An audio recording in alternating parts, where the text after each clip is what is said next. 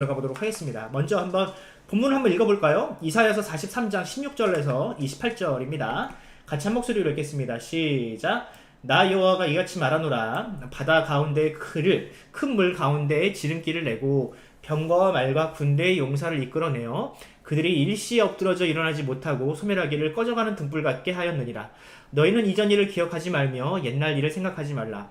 보라, 내가 새 일을 행하리니 이전에 나타날 것이라. 너희가 그것을 알지 못하겠느냐? 반드시 내가 광야의 길을 사막의 강을 내리니 장차 들짐승 곧 승냥이와 타조도 나를 존경할 것은 내가 광야의 물을 사막의 강들을 내어 내 백성 내가 택한 자에게 마시게 할 것임이니라. 이 백성은 내가 나를 위하여 지었나니 나를 찬송하게 하려 함이니라. 그러나 야곱아, 너는 나를 부르지 아니하였고 이스라엘아, 너는 나를 괴롭게 하였으며 내 번제의 양을 내게로 가져오지 아니하였고 내 제물로 나를 공경하지 아니하였느니라. 나는 제물로 말미암아 너를 수고롭게 하지 아니하였고 유향으로 말미암아 너를 괴롭게 하지 아니하였거늘 너는 나를 위하여 돈으로 향품을 사지 아니하며 희생의 기름으로 나를 흡족하게 하지 아니하고 내 죄짐으로 나를 수고롭게 하며 내 죄악으로 나를 괴롭게 하였느니라. 나는 나를 위하여 내 허물을 도말하는 자니 내 죄를 기억하지 아니하리라. 너는 나에게 기억이 나게 하라. 우리가 함께 변론하자. 너는 말하여 내가 의로움을 나타내라. 내 시조가 범죄하였고 너의 교사들이 나를 배반하였나니 그러므로 내가 성소의 어른들을 욕되게 하고요 야곱이 진멸당하도록 내어주며 이스라엘의 비방거리가 되게 하리라. 아멘. 길죠? 깁니다. 이사야서가 계속 이런 식으로 나가요. 무슨 말인지 잘 모르겠죠. 근데 이제 제가 간단하게 정리하겠습니다. 사실 이제 큐티는 어떻게 하느냐, 본문의 내용을 충분히 이해하는 것부터 시작을 한다고 제가 누차 얘기를 했어요. 보겠습니다. 오늘 본문이 굉장히 막 중구난방으로 막 얘기하는 것 같지만 사실 그 핵심은 세 가지로 요약을 할 수 있습니다. 사실 이 핵심이라 하는 것은요, 복음의 핵심과 일치해요. 복음은 무엇을 먼저 얘기하죠? 복음은 사람을 먼저 얘기하지 않습니다. 복음은 언제나 하나님이 어떤 분이시고 하나님이 어떤 일을 하셨는지를 먼저 얘기를 해요. 그게 제일 중요합니다. 그러고 나서 사람의 죄성, 사람의 부족함, 약함을 이야기한 다음에 그런 사람을 하나님이 어떻게 구원하셨는지, 인도하셨는지를 성경은 누누이 그런 그 패턴, 이 복음의 패턴이에요. 하나님, 죄인, 다시 하나님의 구원. 이것이 이제 복음의 기본적인 논리인데 이사야서를 자세히 묵상하다 보면 이 복음의 아주 구조적인, 원초적인 패턴들이 나옵니다. 자, 볼게요. 오늘 본문이 굉장히 다양한 이야기를 하지만 사실 이 세 가지 이야기에 다 들어와요. 첫 번째, 하나님이 어떤 분이시냐, 또 하나님이 이스라엘을 위해서 어떤 은혜를 베푸셨는가가 먼저 등장을 합니다. 볼게요. 자신의 백성을 위해서 바다 가운데 길을 내셨습니다. 여러분들 이거 교회 한 1, 2년만 다녀도 이 이야기가 뭘 이야기하는지 알죠? 출애굽 사건을 의미한단 말이죠. 또 병거, 말, 용맹스러운 군대를 쓰러지게 만드셨어요. 이것도 역시 마찬가지로 홍해를 가르신 이후에 이스라엘 백성들이 지나간 다음에 그 가운데 이제 애굽의 군사들을 수장시킨 사건을 이제 염두에 두고 이야기를 한 겁니다. 출애굽 사건을 이야기를 한 거예요. 자, 그런데 너희는 과거의 이런 일들을 굳이 기억할 필요가 없다. 왜냐하면 하나님은 지금 그들에게도 새 일을 시작하셨기 때문이다 라고 이야기를 합니다. 그러니까 지금 이 독자들이 있겠죠. 이 독자들은 지금 이 출애굽 시대와는 먼 후대의 사람들인데 그들에게도 새 일을, 그 과거의 일을 기억할 필요가 없을 만큼 매우 좋은 일, 새 일을 하나님께서는 지금 이미 시작하셨다라고 이야기를 합니다. 자, 근데 그 일은 어떤 일이냐? 이스라엘을 위해서 광야에 길을 내고 사막에 강을 내실 것이다. 자, 여기서 보면 맨 처음에 1번에 나와 있던 자신의 백성들을 위해서 바다 가운데 길을 내신 사건과 광야 가운데 강을 내시는 사건은 어때요? 정반대 같지만 똑같다는 거예요. 바다에 길을 내는 것도 불가능하지만 광야, 사막에 강을 내는 것도 역시 마찬가지로 불가능할 것 같죠. 그런데 하나님은 그런 일들을 지금 준비하고 계신다라고 이야기하고 있습니다. 자, 또 6번을 보면 이스라엘 백성들을 지금 하나님은 창조하실 때 자신을 찬양하게 하기 위해서 지금 지으셨다고 해요. 그리고 그들에게 무거운 짐을 지우지도 않으셨고 재물을 억지로 가져와라, 뭐 비싼 향품을 써라, 막 이런 얘기도 하지 않으셨어요. 자, 이것이 하나님께서 하시는 일들입니다. 오늘 본문에 다 기억나죠? 본문에 다 있어요. 자, 그런데 하나님이 이런 일을 하셨음에도 불구하고 이스라엘 백성들은 어땠을까? 이런 이스라엘 백성들이 한 일을 봅시다. 하나님은 새 일을 시작하셨는데 이스라엘 백성은 어때요? 깨닫지 못하고 있어. 하나님이 어떤 분이신지, 어떤 일을 하시는지, 어떤 일을 하실지 이 사람들은 지금 생각조차 못하고 있어요. 또 이스라엘 백성들은 하나님을 찾지도 않았고요. 하나님을 오히려 귀찮아했어요. 뭘 귀찮아했는지를 한번 이따가 좀 살펴볼게요. 또 하나님께서 이제 그들에게 이제 번제 양을 요구를 하셨는데 그들은 하나님께 그 양을 가져오지도 않았어. 흠없는 것을 가져오라고 했는데 흠없는 게 아니라 다리 저는 것, 눈 먼 것, 이런 거 쓸데없는 거 이런 걸 가져와가지고 하나님께 그냥 눈 가리고 아웅했다는 거예요.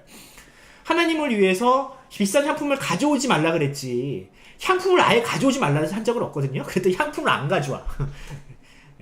예. 여러분 이제 뭐 이런 얘기를 많이 하잖아요. 그러니까 부모님들이 예를 들어서 여러분들에게 한 5분만 놀아 그러면은 여러분들 한 1시간 놀아버리잖아요. 그죠? 예, 이런 거랑 비슷한 거죠. 수많은 죄를 범함으로 하나님께 짐을 지우고요 온갖 허물로 하나님을 괴롭게 했습니다. 그 죄가 어디서부터 시작됐느냐? 첫 조상 너희 시조로부터 시작됐다고 해요. 시조로부터. 시조가 누구냐? 거슬러 올라가다 보면 아담까지 가요. 예, 아담 때부터 그들은 하나님 앞에 범죄하는 사람들이었고요. 하나님을 배반했습니다. 결국 그들은 수치를 당하고 비방거리가 되었죠.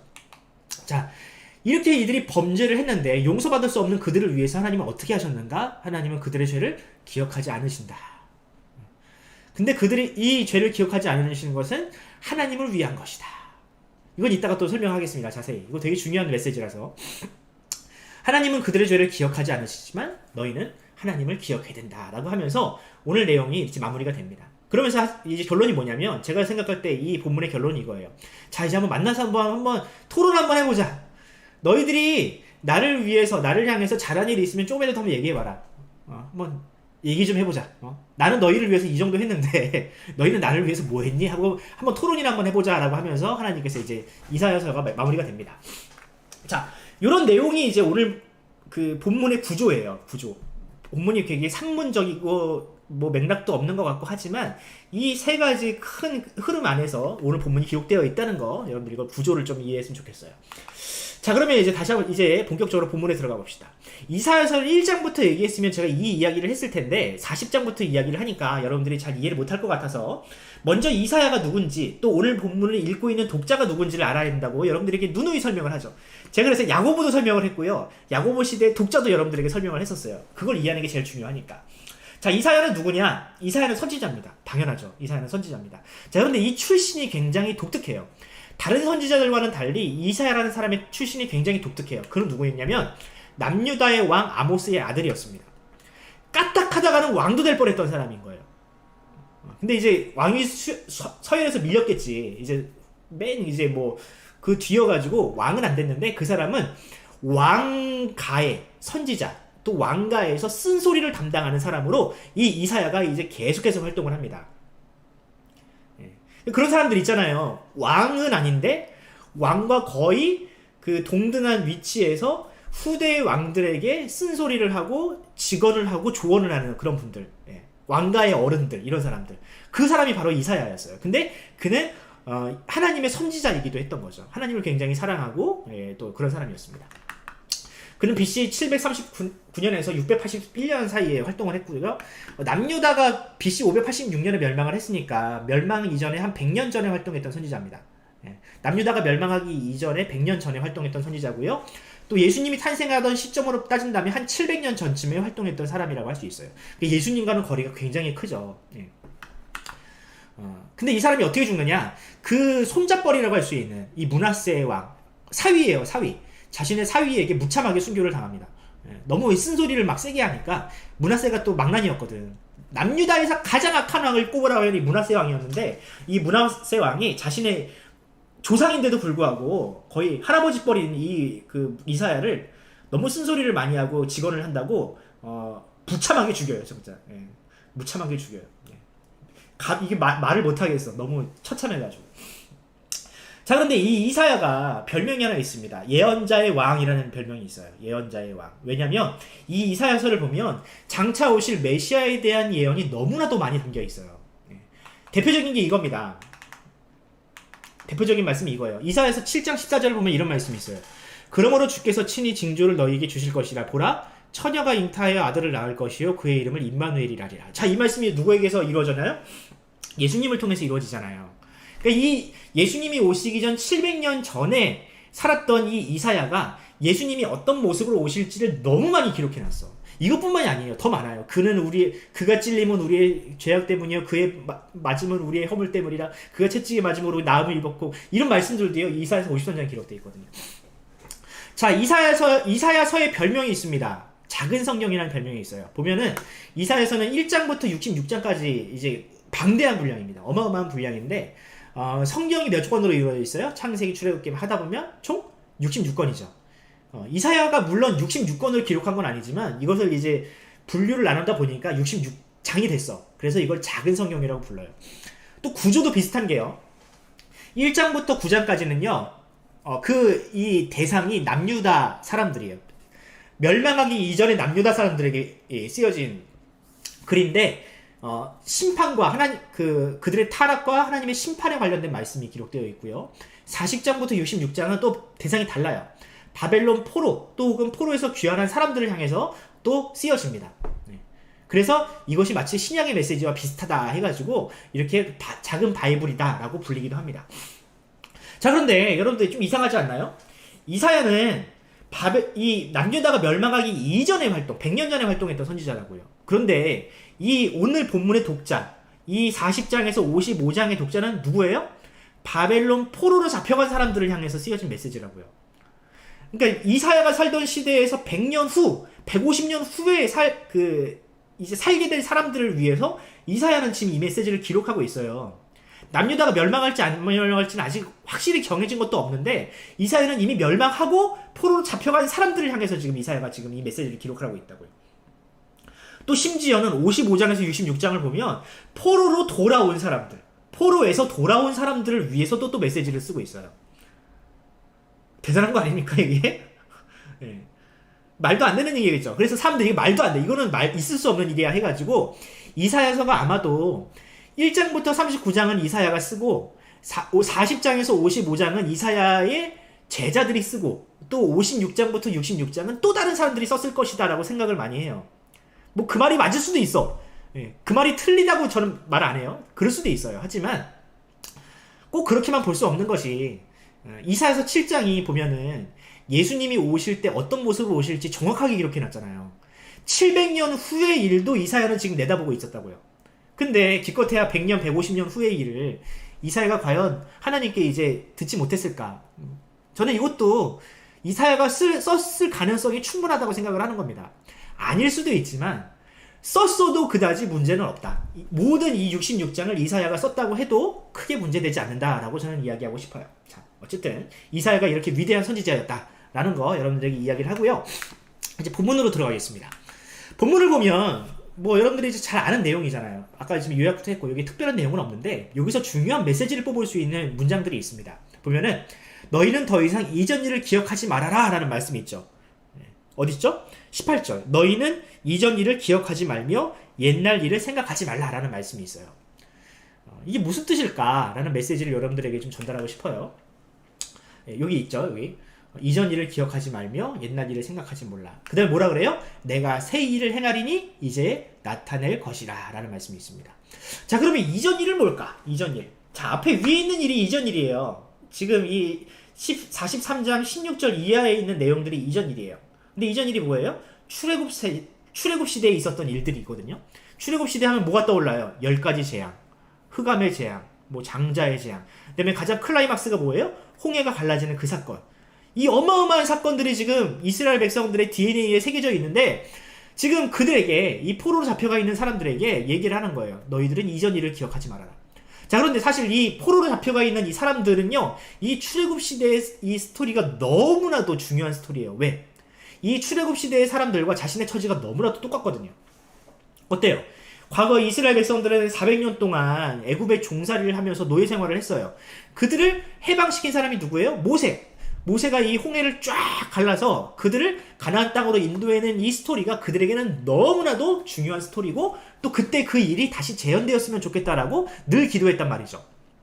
자, 그런데 하나님께서 그들에게 찾아오셔가지고 이전 일들을 이제 기억할 필요가 없을 것이다 라고 말씀을 하시는 거예요. 무슨 뜻이냐면, 자, 이 일이 지금 앞으로 다시 재현될 것이다. 너희들이 과거의 그 영광, 과거의 그 기적들을 추억할 필요가 없이 앞으로 너희에게 그와 같은, 아니 그보다 더 큰 일들을 하나님께서 이루실 것이기에 너희들은 더 이상 이전 일을 기억할 필요가 없다라고 이야기를 하는 겁니다. 자, 그렇습니다. 그러니까 여기서 말하면 이런 거예요. 좀 쉽게 여러분들에게 이해를 시킬게요. 옛일은 뭐냐? 예고편이라는 거예요. 옛일. 예. 여러분 예고편 하면은 요즘 뭐 이게 티저 영상이라고 그런다면 티저 영상. 앞으로 되어질 일, 앞으로 이제 이 시즌이 또 그 영화가 어떤 식으로 흘러갈지에 대해서 이제 티저 영상을 통해서 살짝 보여주잖아요. 그죠? 근데 이게 되게 재밌단 말이야. 그런데 여러분, 이 티저 영상과 예고편이 아무리 재밌어도요, 본편만 못해요. 그죠? 실제 그 영화가 상영되고 그 게임이 진행되는 것이 훨씬 더 재미있지, 이 티저 영상만 보아서 재미가 그렇게 많이 없어요. 아무리 그것이 재미있어도요, 그것은 한계가 있다라는 거예요. 근데 이사야가 이야기할 때 보면은 출애굽 사건도 중요하고 황홀하고 판타스틱하지만 앞으로 너희에게 다가올 사건들은 더 황홀하고 더 중요한 사건들이고 너희에게 더 큰 유익이 있을 것이다 라고 이야기를 한다는 겁니다. 옛일이고 이것이 새일이라는 거예요. 자, 다시 한번 정리합니다. 옛일은 새일의 예고편에 불과해요. 출애굽 사건은 장차 일어날 바벨론에서 나오는, 바벨론에서 해방되는 그 일에 대한 예고편일 뿐이에요. 그 시대 사람들에게는. 그렇죠. 바벨론 사람들, 바벨론의 포로로 잡혀갔던 사람들도요, 다시 예루살렘으로 돌아올 거예요. 마치 출애굽을 경험했던 이스라엘처럼. 그래서 그것을 예고편이라고 얘기하고 있어요. 자, 그런데 이것으로 끝이냐? 아니라는 거죠. 아니라는 거죠. 성경은 항상 예고편으로 이어져요. 출애굽과 출바벨론이라는 이것도요, 지금 우리에게는 옛일이 되어버렸어요. 뭐 그때 그 일이 우리와 무슨 상관이 있습니까? 하지만 그때 그 일이 우리와 연관이 있는 이유는 뭐냐면 그 일은 장차 오실 메시아를 보여주는 예고편과 같기 때문에 그래요. 자, 출애굽은 애굽의 압제를 당했던 사람들을 해방시킨 사건이죠. 출바벨론은 바벨론의 노예로 끌려갔던 사람들을 해방시키는 사건이에요. 자, 그러면 십자가는 어떤 사건이냐? 십자가는 죄와 사망의 노예, 그 지배를 받고 있던 죄인들을 해방시키는 하나님의 놀라운 사건을 보여주는 바로 십자가인데, 그것들은 바로 출애굽과 출바벨론의 연장선에 있다는 것이 바로 성경의 메시지인 겁니다. 그러므로 우리에게 새일은 뭐예요? 우리에게 새일은 예수 그리스도의 십자가인 거죠. 이 예수 그리스도의 십자가를 우리가 보다 충분히 이해하기 위해서는 출애굽 사건의 신학적인 의미를 봐야 하고요, 출바벨론 사건이 어떤 의미가 있는지를 우리가 이해를 하면 예수님의 십자가가 어떤 의미인지를 우리가 보다 확실히 이해할 수 있다는 겁니다. 자, 하지만 그것도 예고편이 될 수 있어요. 자, 볼게요. 구약에 예고된 쿠키 메시지, 여러분 쿠키 영상 알죠? 쿠키 영상이 뭐예요? 마블 영화 좋아하는 친구들은 쿠키 영상을 많이 볼 텐데, 기대할 텐데, 영화 끝나고 나면은 다 끝난 줄 알고 이제 엔딩 크레딧이 쫙 올라간 다음에도 사람들이 자리에서 안 일어나잖아. 왜? 그 뒤에도 영상이 있는 거 뻔히 알거든. 그 뒤에도 다음에 어떤 스토리가 전개될지, 다음에 나오는 영화에서 어떤 그 영화가 이렇게 그 스토리가 흘러갈지 짤막하게 보여주는 영상들이 있거든요. 그걸 이제 쿠키 영상이라 그러는데, 구약에도 보면요, 쿠키 메시지가 있어요. 뭐냐면, 자, 이런 메시지가 있습니다. 내 하나님 여호와께서 너희 가운데 내 형제 중에서 이거 모세가 쓴 글이에요. 모세가 너를 위하여 나와 같은 선지자 하나를 일으키실 것이다 라고 예고를 했어요. 모세가 나와 같은 선지자, 모세가 어떤 일을 했는데, 애굽인들에게 압제를 당하는 이스라엘 백성, 하나님의 백성을 이끌고 나왔잖아요. 그러니까 그런 일을 행할 선지자 한 사람을 너희 중에서 세울 것이다 라고 예고를 했어요. 자, 그 일이 누구를 통해서 이루어집니까? 예수 그리스도를 통해서. 모세처럼 죄와 사망에서 압제를 당하고 있는, 고통스러워하는 우리를 구원하기 위해서 모세와 같은 예수님이 사역을 하셨다. 쿠키 영상입니다. 쿠키 영상. 또 있습니다. 이게 가장 원초적인 쿠키 영상이라고 할 수 있어요. 창세기 3장 15절에 어떤 메시지예요? 아담과 하와가 하나님 앞에 범죄했을 때 하나님께서 그들에게 주신 메시지인데, 이 메시지가 누구를 통해서 이루어졌냐 볼까요?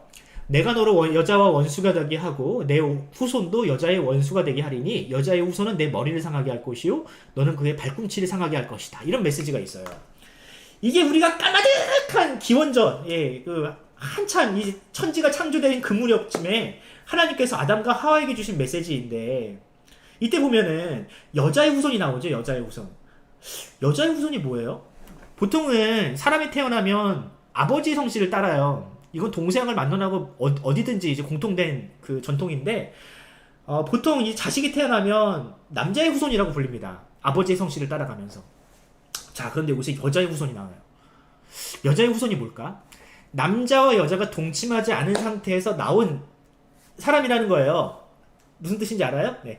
남자와 여자가 합방을 하지 않고 여자가 혼자서 잉태를 하여서 나온 자손이라는 거예요. 누구예요? 예수님이죠. 여자가 잉태하여 아들을 낳을 것이니 그의 이름을 임마누엘이라 하리라.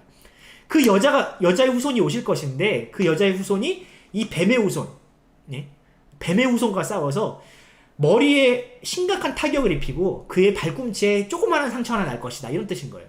그러니까 예수 그리스도의 십자가 사건은 마치 그와 같다. 네. 이것이 창세기에 기록된 쿠키 영상이었습니다. 자, 그러니까 구약을 보면요, 예수님이 앞으로 어떻게 오실지에 대한 무궁무진한 예고편들이 기록되어 있어요. 이사야서를 보면 그 내용들이 너무나도 많이 기록되어 있고, 자, 이해가 되십니까? 이것이 옛일이에요. 이거 옛일, 예고편, 옛일이에요. 이것이 새 일을 통해서 성취가 되어지는 겁니다. 자, 그러니까 이 새 일을 맛본 사람들은 이 옛일을 통해서 새 일을 더 기뻐하지만 옛일, 예고편 때문에 기뻐하는 것이 아니라 새 일 때문에 기뻐한다는 거예요. 지금 우리에게 이루어진 구원 사건 때문에 우리가 기뻐한다는 거예요. 여러분들에게 그 구원 사건은 예수 그리스도를 통해서 이루어진 거고요. 자, 그런데 여러분, 아직 끝나지 않았습니다. 우리는 예수님을 통해서도요, 아직 쿠키 영상만 보았을 뿐이에요. 그것이 완전한 것 같지만 그것도 아직 완전하지 않아요. 우리에게 더 완전한 사건이 이루어집니다. 언제? 네. 자, 볼까요? 출애굽. 아주 조그마한 사건이었어요. 출 바벨론. 이것보다 보다 확실한 사건이 이루어졌죠? 우리와 더 가까워지면서 예수님의 십자가를 통해서 우리의 구원이 이루어진 것 같아요. 하지만 우리에게 가장 큰 기쁨, 그 기쁨은 아직 오지 않았습니다. 그 기쁨은 언제 와요? 바로 천국에서. 하나님과 함께 거할 그 천국에서 하나님과 영원히 함께하면서 이 예수 그리스도의 십자가가 주시는 놀라운 은혜를 그때 제대로 맛볼 수 있다는 거예요. 예수님의 십자가를 통해서 우리가 얻는 구원도 기쁘고 행복한 것이지만 우리가 비로소 천국에 가서 죄와 사망이 없고 우리를 괴롭히는 그 어떠한 악의 세력이 없는 그곳에서 하나님과 영원히 함께하는 그것이야말로 우리에게 주실 정말 진정한 은혜라는 거죠. 예수님의 십자가를 보면서 우리가 그것을 바라볼 수 있어야 하는, 우리의 진짜 새일, 진짜 이 본편은 언제 올 것이냐? 바로 그때 올 것입니다. 저는 이 말씀을 이런 식으로 좀 노래한 사람이 있어요. 예레미야라는 사람이 예레미야 애가에서 이렇게 말씀을 했습니다. 이것들이 아침마다 새로우니 주의 성실하심이 크소도이다 라는 말씀이 있어요. 무슨 뜻이냐? 내가 진짜 최고의 기쁨을 누리고 갖고 하나님의 은혜를 받은 것 같지만 자고 일어나니까 어때? 나에게 더 새로운 은혜가 있는 거야. 아, 내가 구원을 받아서 너무 행복해. 이 행복이 최고인 것 같아. 그렇지만 내가 다음날 아침에 하나님의 말씀을 묵상하다 보니까 하나님의 사랑이 더 깊이 깨달아지고 하나님의 은혜가 더 놀랍게 역사하는 은혜를 우리가 경험하게 된다는 거. 여러분들, 이게 신앙생활입니다. 신앙생활은요, 내가 과거에 받았던 은혜로 사는 게 아니라 앞으로 계속해서 받는 은혜로 사는 거예요. 내가 지금 받은 게 최고인 것 같지만 내일 우리에게 주실 은혜가 더 크다고요. 무엇을 통해서 그것을 발견할 수 있습니까? 바로 하나님의 말씀 안에서 우리에게 주시는 하나님의 은혜가 더 놀라워요. 야, 내 하나님의 말씀을 다 아는 것 같아. 아니에요. 내년에 보면 또 새로워. 아, 내가 이제 다 깨달은 것 같아. 아니에요. 10년에 보면 더 새로운 걸 깨달을 수 있어요. 이게 바로 아침마다 새로운 하나님의 은혜. 계속 우리는 예고편만 보지 본편은 나중에 끝까지 가봐야 볼 수 있는 그 하나님의 은혜가 우리에게 있다는 겁니다. 천국은 그런 곳이에요. 영원히 기쁨이 상승하는 곳, 영원히 행복이 상승하는 곳, 머물러 있는 것이 아니라 하나님과 함께하는 그 기쁨이 영원히 증가하는 것이 바로 천국이라 할 수 있습니다. 이것이 바로 우리가 오늘 본문에서 옛적 일을 기억하지 말라라는 메시지를 통해서 얻을 수 있는 교훈이고요. 자, 그러면 이 내용을 한번 넘어가 봅시다. 오늘 본문의 내용은 바벨론의 포로로 잡혀가 있는 사람들을 향해서 쓴 메시지라고 여러분들에게 이야기를 했어요. 근데 그 사람들의 상황이 어떤지를 한번 좀 살펴볼게요. 자, 이스라엘은 하나님을 예배하기 위해서 부름받은 사람들이죠. 우리 사람은 하나님을 찬양하기 위해서 우리가 지음받았다라고 본문에도 기록되어 있어요. 자, 그런데 그들은 까마득한 조상 때부터 하나님 앞에 범죄를 했습니다. 그럼에도 불구하고 하나님은 그들을 용서하시겠다라고 하는데 그 이유는 무엇일까? 이 내용을 좀 살펴볼게요. 이 내용을 이야기를 하려면 오늘 본문이 시작하는 출애굽부터 시작을 해야 돼요. 오늘 본문이 하나님께서 바다에 길을 내시고 막 하면서 출애굽 이야기를 먼저 하잖아요. 마찬가지로 그때부터 올라가야 돼. 거슬러 올라가야 돼요. 자, 출애굽을 하면서 하나님과 이스라엘 사이에 모종의 계약이 이루어집니다. 알고 있나요? 네. 하나님은 이스라엘 백성들을 출애굽만 시키신 것이 아니라 그들과 계약을 하세요. 내가 너희의 하나님이 될 터니 너희도 나의 백성이 되어서 이러이러한 삶을 살아라 라고 하나님께서 주신 계약서가 있습니다. 그게 뭐냐면은 율법이에요. 네. 여러분, 율법은 계약서입니다. 계약서. 다른 거 없어요. 율법은 막 복잡하게 생각할 거 없어요. 계약서예요. 계약서. 자, 그런데 여러분들은 혹시 계약서를 써봤나요? 여러분들이 이제 나중에 근로계약서라든지 혹은 부동산 계약서를 써보면 이 계약서를 보면 그 계약의 주체의 성격이 보여요.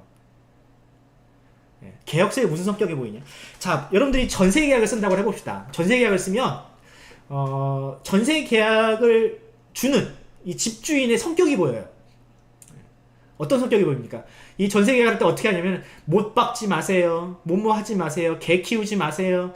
이걸 계약서에 다 써놓습니다. 그 디테일한 사람들은, 성격이 깐깐한 사람들은. 아마 이걸 경험해보신 분들은 있을 거예요. 그럼 계약서를 보면 이 집주인이 털털한 사람이네, 뭐 너그러운 사람이네, 까탈스러운 사람이네, 다 알 수 있어요. 이 계약서에.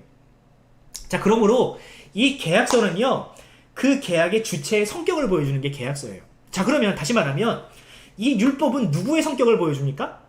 하나님이 어떤 분이신지를 보여주는 거예요. 이 율법을 보면요, 하나님이 어떤 분이신지가 보여. 그러니까 하나님은 이 율법을 지키라고 주신 것도 있지만 보다 근본적인 이유는, 이 구약성경 율법이 기록된 이유는 하나님이 어떤 분이신지를 그 백성들에게 보여주시기 위해서 이 율법을 하나님께서 그 백성들에게 주신 거예요. 나는 어떤 존재인지 너희가 모르지, 난 이런 사람이야, 이런 존재야 하면서 하나님께서 율법을 주셨다고요. 이 율법을 지킬 만한 능력이 있어서? 아니요, 못해요. 못해. 여러분들 이 대한민국에 살면서 헌법 지킬 수 있는 사람이 있어요? 100% 지킬 수 있는 사람이 있어요? 못 지켜요. 절대로 못 지켜. 아무리 정말 도덕적으로 살려고 해도요, 우리가 법에 걸려면 무조건 걸려요. 어떻게든 걸려요. 마찬가지예요. 지금보다 훨씬 더 도덕적인 감수성이 없고, 윤리의식이 거리가 멀었던 그 시대의 사람들이 이 율법을 지킬 수 있었을까? 율법은 어마어마하게 빡센 법이거든요. 근데 그 시대가 어느 시대였냐면 구석기 시대예요. 구석기 시대. 구석기와 신석기 사이에 있는 시대였는데, 그 시대 사람들이 이 시대 사람들에게 야, 율법 줄 테니까 너희가 율법 지켜봐 하면은 지킬 수 있냐고요. 못 지켜요. 지금 21세기를 사는 우리에게도 힘든데 어떻게 그들이 지킬 수 있겠어. 야만의 시대, 본능의 시대, 내가 생존을 위해서는 그 어떠한 짓도 할 수 있는 그 시대에 이 율법과 같은 고차원적인 도덕법을 어떻게 지킵니까? 못 지켜요. 네. 그럼에도 불구하고 하나님은 계속해서 그들에게 그것을 요구하십니다. 왜냐하면 하나님께서 그들에게 요구하신 건 딱 하나예요. 사실은 이 율법을 통해서 뭘 알아라? 하나님을 알아라. 그리고 너희가 하나님처럼 사랑하고 하나님처럼 판단하고 하나님처럼 이렇게 이 세상에서 살아가는 것을 지향하라고 하나님께서 이 법을 주셨거든요. 율법의 목적이 딱 이렇게 기록되어 있습니다. 나는 너희의 하나님이 되려고 너희를 애굽 땅에서 인도하여 냈다. 그러므로 자, 계약을 맺었으니, 자, 이 율법을 통해서 무엇을 보았느냐? 내가 거룩하다는 걸 봤지. 너희도 거룩할 것을 노력해라. 거룩해져라 라고 하나님께서 그들에게 요구하셨다고요. 이 율법은 그런 목적이 있습니다. 하나님처럼 사랑하고 하나님처럼 판단하고. 이것이 제가 지난주에 우리 장년들한테 했던 설교였던 핵심이기도 해요. 자, 그런데 어땠습니까? 이스라엘 백성들은 이 계약을 지켰어요? 못 지켰어요? 못 지키죠. 못 지켜요. 자, 그러면 이 계약을 어긴 사람들, 하나님의 백성의 큰 은혜를 받아놓고도 자기 욕심대로 살아갔던 이 사람들에 대한 최후가 이 계약서에 명시되어 있어요. 자, 계약을 지키지 않으면 너희가 어떻게 될 것이다? 이렇게 됩니다. 너희는 나의 모든 규례와 법도를 지켜 행하라. 그리하여야, 이걸 잘 지켜야 내가 너희를 인도하여 거주하게 하는 땅이 너희를 토하지 아니하리라 라는 이 계약서 조항이 있어요. 방 빼 이거예요. 방 빼. 못 지키면 방 빼 이거예요. 아주 심플해요. 예. 너희가 전세계약 어기면 방을 빼세요. 예. 이겁니다. 이거. 하나님도 방 빼 하신 거예요. 계약을 어겼으니. 자, 이 계약을 어겨서 방을 빼고 바벨론의 포로로 끌려간 사람들이 어떤 심정일까요, 여러분? 어떤 심정이겠어요? 처참하지 않겠어요? 아, 우리가 이제 버림받았구나 라고 좌절하지 않겠어요? 하나님이 지금까지는 우리의 하나님이셨는데 이제 우리가 계약을 위반해서 하나님의 사랑과 하나님의 은혜를 저버렸으니 이제 더 이상 하나님은 우리를 지키지 않으실 거야. 하나님은 더 이상 우리를 보호하지 않으실 거야 라는 두려움이 그들 마음 가운데 있지 않겠어요? 우리는 이제 죽을 때까지 바벨론에서 포로로 살다가 그냥 역사 속에서 그냥 사라질 거야 라고 그들이 좌절하지 않았겠어요? 왜? 그들은 계약을 어겼으니까. 본인 스스로도 그걸 잘 아니까. 우리에게 더 이상 희망이 없다라고 판단했던 거예요. 좌절하고 있었던 거예요. 자, 그런데 그렇게 좌절하고 자포자기하고 있던 그들에게 하나님께서 말씀하십니다. 이스라엘이 이제 하나님이 버림받았는가라는 질문에 대해서 이렇게 말씀하시는 거예요. 나 곧 나를 위하여, 그러니까 이제 나는 이제 하나님이에요. 나는 곧 나를 위하여 너희의 허물을 도말할 것이고 너희의 죄를 기억하지 아니하리라라 말씀하십니다. 뭐 하나님께서 용서하시겠다는 뜻인 것 같은데 왜 앞에 이런 빨간색 글씨를 붙이실까? 왜 나를 위하여 용서하죠? 여러분, 이게 되게 중요한 거예요. 하나님이 이스라엘 백성들이 잘해서 용서하시겠다는 뜻이 아니라는 겁니다. 너희들은 계약을 어겼고 너희들은 내 앞에 범죄를 했고 또 앞으로도 범죄할 것이지만 하지만 그럼에도 불구하고 나를 위하여, 너희를 위하여가 아니라, 너희가 잘나서가 아니라 나를 위하여 용서하겠다는 겁니다. 그 용서의 조건이 어디에 있어요? 상대방에 있는 게 아니라 나에게 있다는 거예요. 이게 되게 중요한 건데 여러분, 놀랍지 않습니까? 하나님이 우리를 구원하신 이유도 마찬가지예요. 우리가 구원받을 만해서가 아니고요. 우리가 하나님의 은혜를 받을 만해서가 아니고요. 내가 하나님께 사랑받을 만해서가 아니고요. 하나님이 그냥 하나님을 위해서 우리를 사랑하셨다고요. 다시 말하면 하나님이 그렇게 하시는 것을 하나님께서 기뻐하셨기 때문이라고. 이스라엘 백성들이 포로로 잡혀간 것 그들의 죄 때문이지만 하나님은 하나님께서 그들을 용서하시는 것을 기뻐하셨기 때문에 그들을 용서하기로 하셨어요. 할렐루야입니다. 이건 우리에게도 이것은 복음이에요. 왜? 우리도 역시 마찬가지로 하나님께 사랑받을 만한 이유가 없음에도 불구하고 구원받을 수 있는, 뭐라 그럴까? 이거는 이제 뭐 전례가 생겼다 그래야 되나? 이런 은혜가 있는 겁니다. 또 이런 것도 마찬가지예요. 이 백성은 내가 나를 위해서 지었다. 나를 위해서 선택했다. 계속 반복하죠. 나를 위해서, 나를 위해서. 하나님이 사랑이시기 때문에, 하나님이 용서하기를 기뻐하시기 때문에, 하나님께서 정말 보잘것없는 피조물의 찬송을 받으시기를 기뻐하시기 때문에 하나님께서 그 모든 행위를 하셨다고요. 우리가 하나님의 창조를 받은 것도 하나님께 하나님께 예배를 드릴 만한 합당한 이유가 되고요. 우리가 하나님의 이 용서, 하나님의 구원을 받은 것도요, 하나님께 더 큰 찬양을 드릴 만한 이유가 되는 거예요. 그러니까 하나님은 우리에게 어마어마한 은혜를 주신다고. 우리가 하나님을 배반하든 죄를 짓든 그것이 하나님의 마음이 분명히 아픈 일이지만 그럼에도 불구하고 하나님은 우리를 향한 사랑과 용서를 멈추지 않으신다고. 이런 하나님이십니다. 자, 그런데 이런 하나님을 이스라엘 백성들은 어때요? 잊어버려요. 하나님의 은혜를. 하나님이 그래 뭐 너희들 형편이 그러니까 비싼 거 가져오지 마 하면은 안 가져와 버리고, 야 너희 비싼 형품을 써가지고 너희 차라리 그 돈 가지고 너희들 그냥 좀 싼 거 사고 집에 가가지고 고기나 하나 더 먹어라 하면은 그냥 안 가져가 버리고, 자기의 어떤 하나님께서 주시는 은혜를 특권으로 여기고. 여러분들 그런 말 있잖아요. 호의가 계속되면 특권인 줄 안다고. 우리가 마치 그랬다는 거예요. 우리가 용서를 받으면 그 용서가 무한정이라고 생각을 하고 막 살아버린다고. 하나님은 그러나 그들에게 물어보십니다. 너희는 용서받을 자격이 없지만 나는 너희를 용서한다. 하지만 그것이 끝이 아니라는 거예요. 그것이 끝이 아니라 너희가 용서받고 구원받고 창조된 목적은 너희가 이제는 그 목적대로 살게 하기 위해서 계속해서 은혜를 베푸시는 것은 그 사랑을 알고 그것에 감사함으로 말미암아 그 지으심 받은 목적대로 살기 위해서 우리가 구원받고 지원받았다는 사실, 여러분 이거 잊지 마시기 바랍니다. 우리가 하나님의 백성으로서 구원받았다면 하나님이 원하시는, 하나님께서 기대하시는 삶을 살아가야 한다는 겁니다. 자, 그러면 하나님께서 지으신 또 구원받은 목적대로의 삶이란 무엇일까? 저는 여기서 보면은 이사야서에서 그 힌트를 하나 발견해요. 이사야의 예언은 이루어집니다.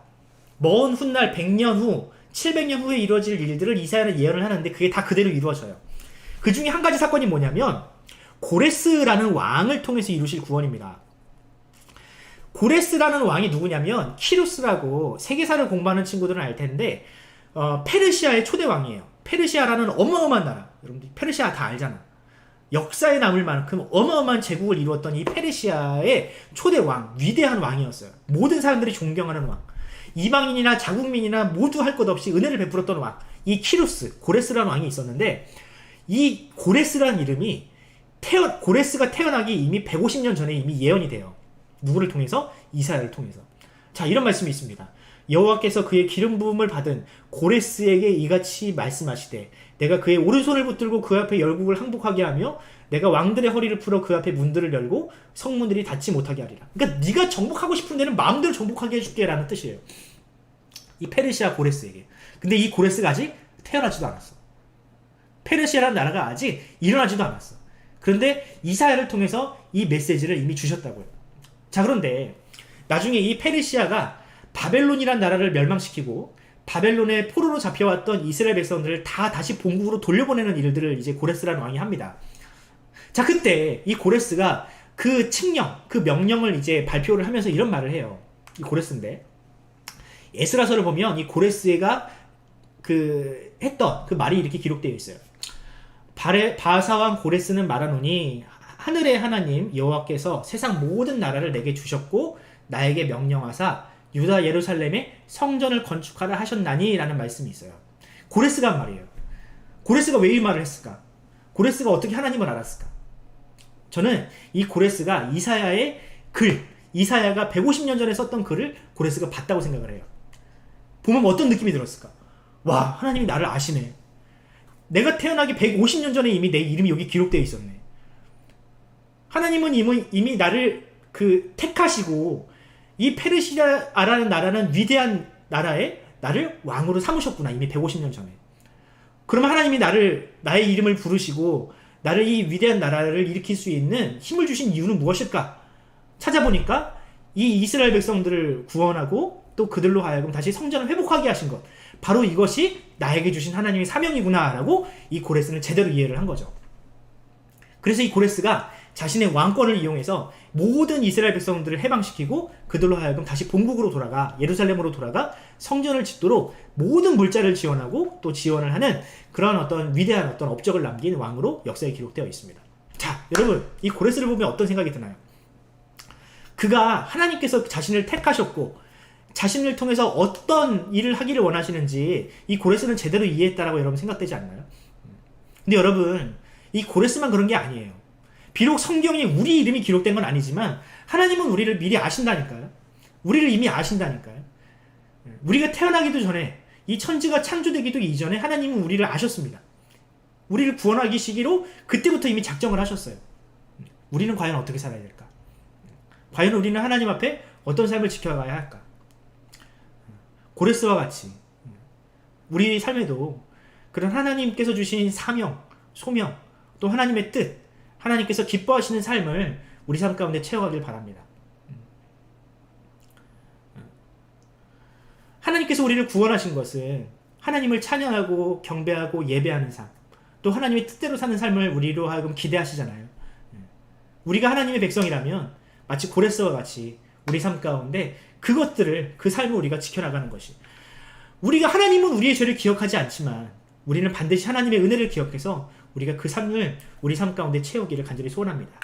자, 적용해 보겠습니다. 자, 하나님은 어떻게 하셨어요? 이미 우리를 위해서 일하고 계세요.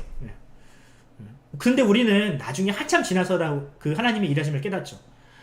지금 너무 고통스러운데 하나님이 내 기도를 안 들어주신다고 우리는 투정을 부릴 때가 있어요. 하지만 나중에 가서 하나님이 이런 이유 때문에, 이런 목적 때문에 나에게 그런 고통을 주셨다는 걸 나중에 깨닫게 됩니다. 자, 그때라도 우리가 하나님께 이렇게 고백했으면 좋겠어요. 하나님, 정말로 살아계시군요. 하나님 인정. 네, 하나님 인정. 두 번째, 우리가 사랑받을만 해서도 아니고요. 우리가 구원받을만 해서도 아닙니다. 하나님은 하나님 때문에, 하나님의 속성, 그냥 우리를 사랑하는 것을 기뻐하셔서 우리를 사랑하셨어요. 모든 것이 다 하나님의 은혜 때문임을 우리가 항상 기억했으면 좋겠습니다. 십자가는 우리를 죄로부터 구원하신 구약과는 또 다른 세일입니다. 구약에 더 발전된, 구약을 성취하는 세일이에요. 자, 십자가 위에서 우리를 구원하신 그 하나님의 뜻을 우리가 깨닫고 왜 우리를 구원하셨는지, 우리가 그 구원받은 자로서 어떤 삶을 살아야 하는지 우리가 늘 묵상하고 기도하면서 하나님 앞에 온전한 삶, 하나님이 내가 거룩하니 너희도 거룩하라 하라 말씀하신 그 말씀에 부합하는 삶을 우리가 살아가기를 간절히 소원합니다. 자, 어떻게 요약할까 하다가 여러분 범죄도시 역시 영화 봤나요? 보면 이상한 건데 사실 여러분들이 볼 영화가 아니긴 하지만 여기서 윤기상이라는 배우가 조선족으로 나오는데 그 되게 깡패거든요. 근데 이제 한 사람은 이렇게 얘기를 하는 장면이 있어요. 너를 왜 살려두는지 잊지 말아요. 그래서 연변 말투로 해가지고 네.